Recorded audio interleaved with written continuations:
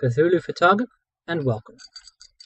Time is now 11 o'clock, and I'm in the mood for some Lovecraft. Not least of which because I'm joined by Cthulhu himself. Therefore, I have picked up my Necronomicon and would like to impart to you the doom that came to Sarnath. Let's begin. There is in the land of Mnar a vast lake that is fed by no stream, and out of which no stream flows. 10,000 years ago there stood by its shore the mighty city of Sarnath, but Sarnath stands there no more.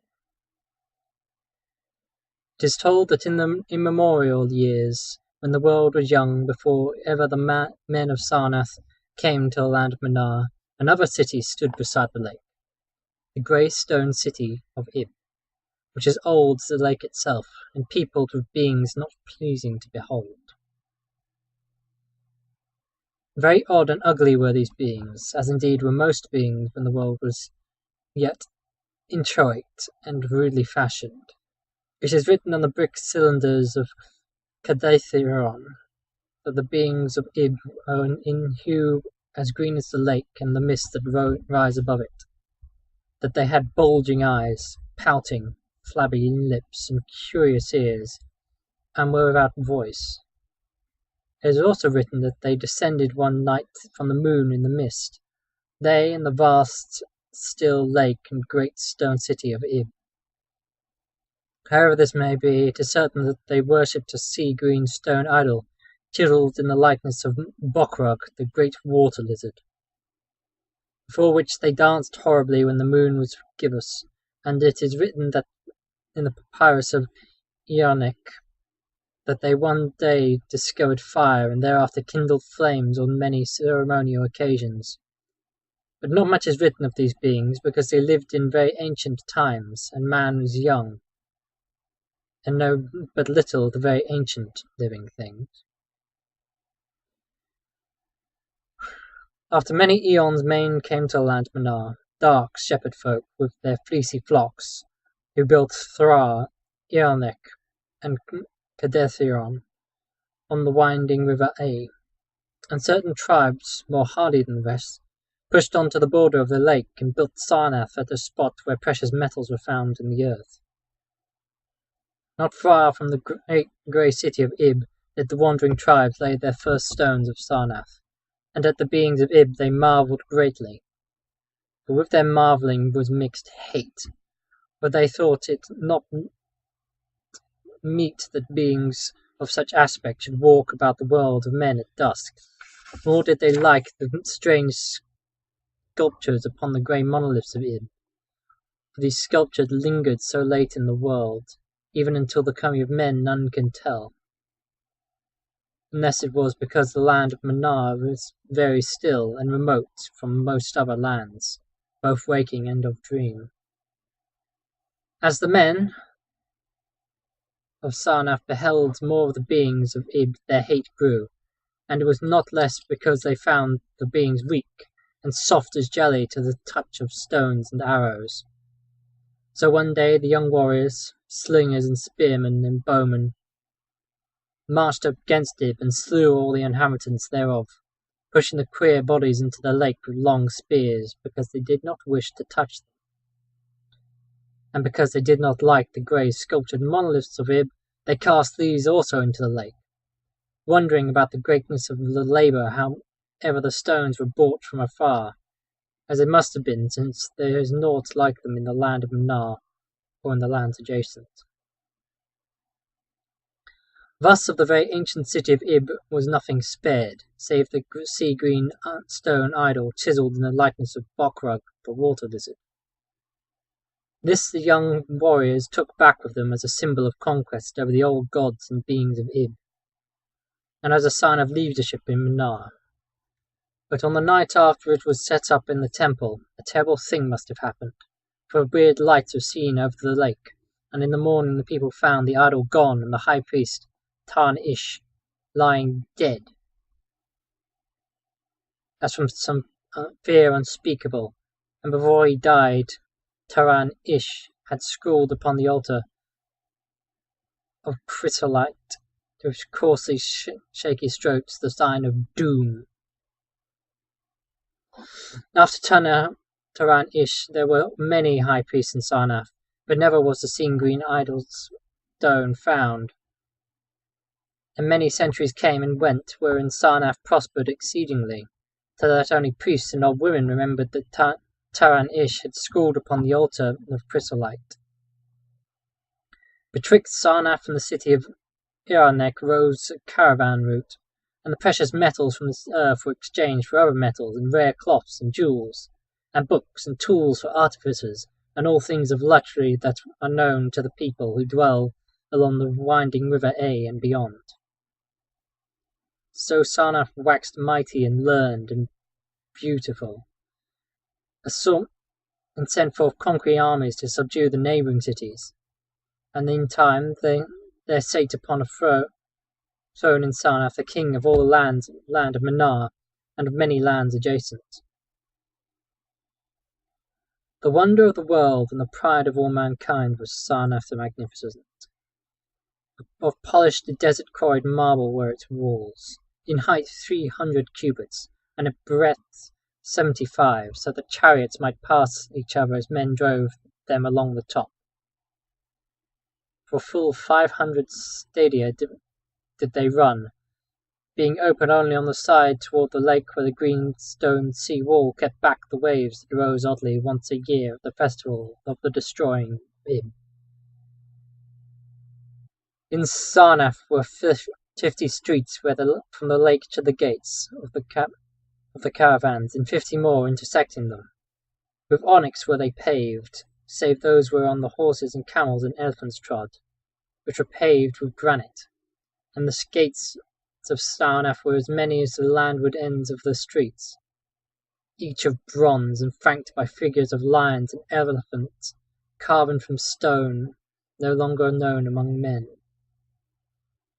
The houses of Sarnath were of glazed brick and chalcedony, each having its walled garden and crystal lakelet. With strange arch were they builded, for no other city had houses like them, and travellers from Thrar and Iranek and Kadethron marvelled at the shining domes where they were surmounted. But more marvellous still were the palaces and the temples and the gardens made by Zokhan, the olden king. There were many palaces, and the last of which was mightier than any in Thrar or Iraq or Kadethron. So high were they that one might sometimes fancy himself beneath only the sky. Yet once lighted with torches dipped in oil of Dotha, these walls showed vast paintings of kings and armies, and a splendour at once inspiring and stupefying to the beholder. Many were the pillars of the palaces, all of tinted marble and carven into designs of surpassing beauty. And in most of the palaces the floors were mosaics of beryl and lapis lazuli and sardonyx, and carbuncle and other choice materials, so disposed that the beholder might fancy himself walking over beds of the rarest flowers. And there were likewise fountains which cast scented waters about so in pleasing jets arranged in cunning art. Outshining all others was the palace of the kings of Manar, and of lands adjacent. On a pair of golden couched lions rested the throne, many steps above the gleaming floor, and it was wrought to one piece of ivory, though no man lives who knows whence so vast a piece could have come. In that palace there were also many galleries, and many amphitheatres where lions and men and elephants battled at the pleasure of the kings. Sometimes the amphitheatres were flooded with water conveyed from the lake in mighty aqueducts, and they enacted stirring sea fights and combats betwixt swimmers and deadly marine things. Lofty and amazing were the 17 tower-like temples of Sarnath, fashioned of a bright multicoloured stone not known elsewhere. A full 1,000 cubits high stood the greatest among them, wherein the high priest dwelt with a magnificence scarce less than that of the kings.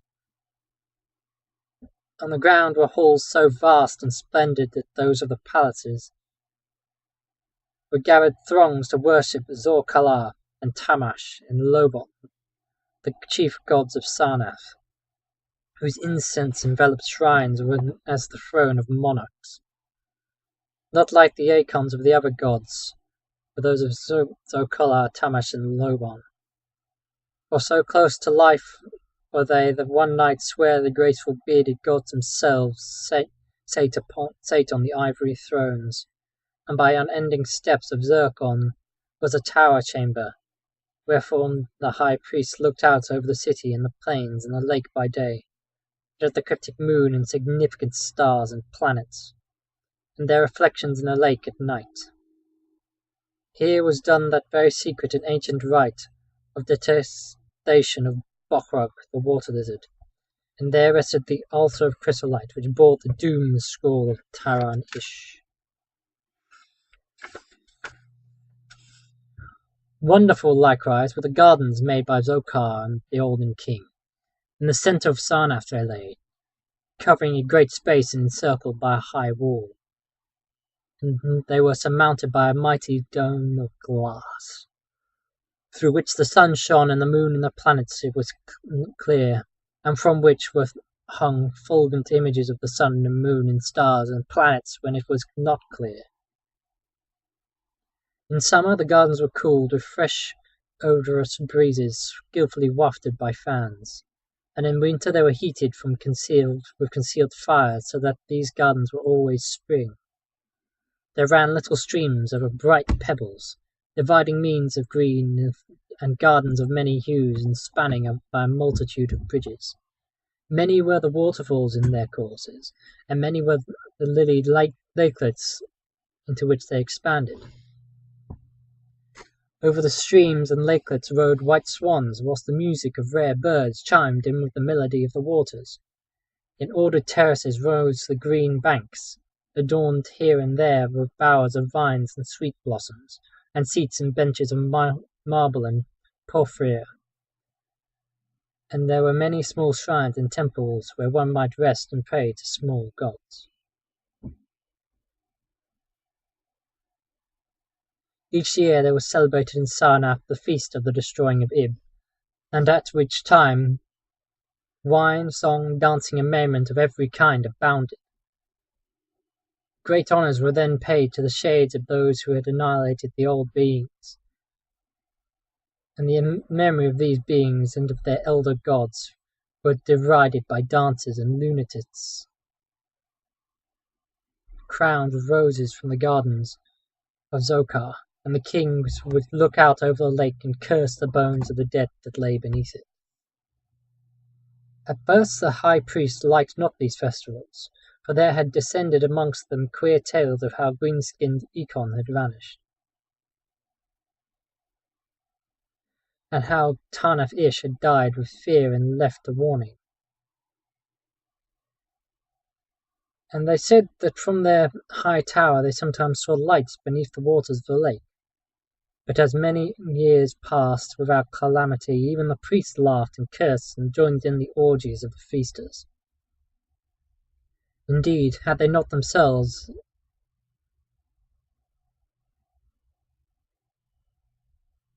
in their high tower often performed the very ancient and secret rites of detestation of Bokrug, the water lizard, and 1,000 years of riches and delight passed over Sarnath, wonder of the world. Gorgeous beyond thought was the feast of the 1,000th year of the destroying of Id. For a decade had it been talked of in the land of Manar, and as it drew nigh there came to Sarnath on horses and camels and elephants men from Thra, Irarnek, and Cathertheron, cities of Manar and the lands beyond. Before the marble walls on the appointed night were pitched the pavilions of princes and the tents of travellers.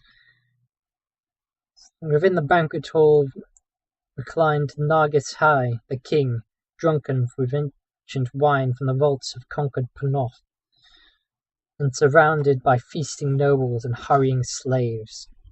There were eaten many strange delicacies at the feast. Peacocks from the distant hills of Implan, heels of camels from the Banzik desert, nuts and spices from the Sidarian groves, and pearls from the wave-washed metal dissolved in the vinegar of Thra. Of sauces there are untold number, prepared by the subtlest cooks of Normanar, and suited to the palate of every feaster. But most prized of all were the viands, were the great fishes from the lake, each of vast size, and served upon golden platters set with rubies and diamonds. Whilst the king and his nobles feasted within the palace, and viewed the crowning dish as it awaited them on golden platters, others feasted elsewhere.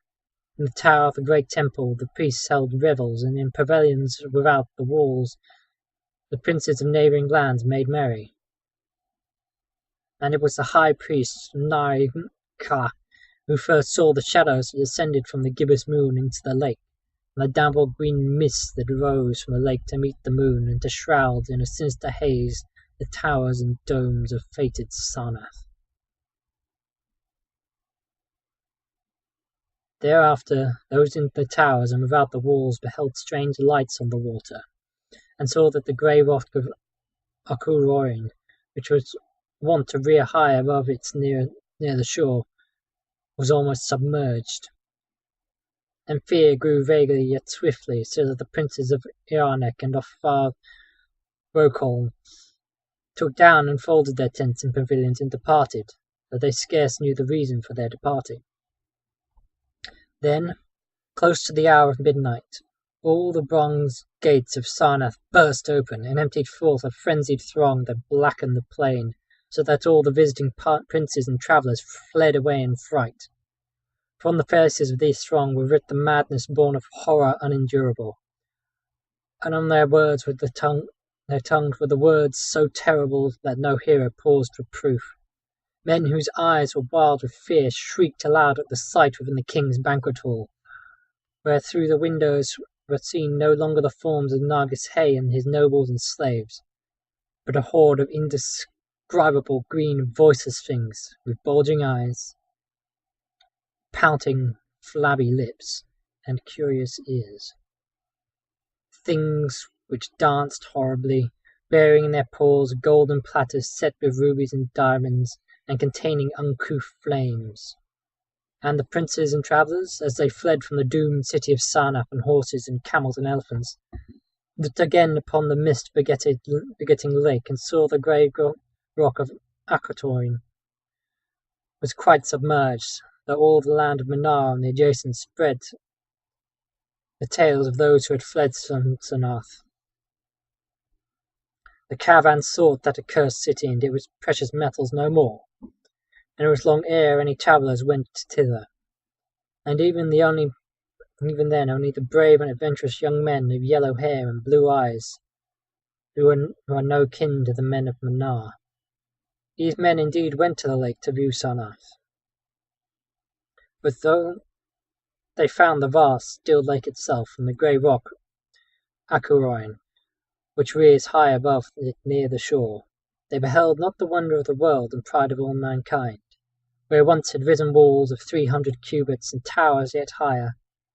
Now stretched only the marshy shore, where once had dwelt 50 million of men, now crawled the detestable water lizard. Not even the mines of precious metal remained. Doom had come to Sarnath. But half buried in the rushes was spied a curious green idol, an exceedingly ancient idol, chiselled in the likeness of Bokrug, the great water lizard. That idol, enshrined in the high temple at Iranek, was subsequently worshipped beneath the gibbous moon throughout the land of Manar. Thank you for watching. See you next time.